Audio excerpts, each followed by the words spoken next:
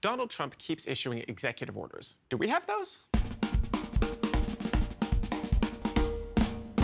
Can our prime minister give orders like the US president? Not exactly, and the difference says a lot about our two forms of government. Let's get into it. When the American presidency changes hands, there's usually a flurry of action during the transition. A retiring president may try to rush through last-minute changes, while the incoming president may have some day-one priorities. The president gets his powers from Article 2 of the US Constitution. This is a key difference. A US president has certain executive powers inherent to the office. A Canadian prime minister doesn't exercise power in the same way. Executive powers of our government are vested in the Crown, not the Prime Minister.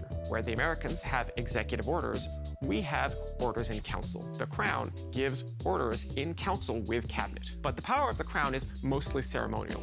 It's only exercised on the advice of the Prime Minister or Premier and cabinet. It would take an extreme situation for a governor general or a lieutenant governor to ignore the advice of their first minister. But the power does exist. In fact, 5 premiers have been dismissed by their lieutenant governors. Orders in council can be a government exercising powers that are given to it by law, such as the power to appoint people to government positions. You know Metrolinx?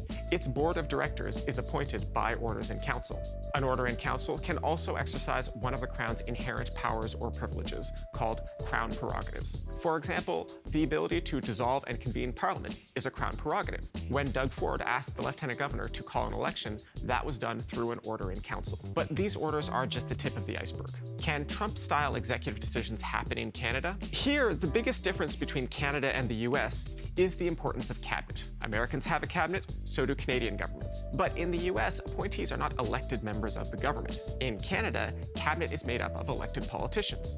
That's what makes the difference. Cabinet collectively makes essentially every major government decision. Cabinet ministers are responsible to the Prime Minister for sure, but they're also responsible to voters in their riding. Cabinet can, if it chooses, even oust a Prime Minister. This can have a moderating effect. A majority government with a doormat cabinet can still do basically whatever it wants. As the saying goes, elections have consequences. But without specific prime ministerial powers and with a powerful cabinet made up of elected politicians, a rogue prime minister or premier is easier to keep in check. Thanks for watching this episode of Nerds on Politics.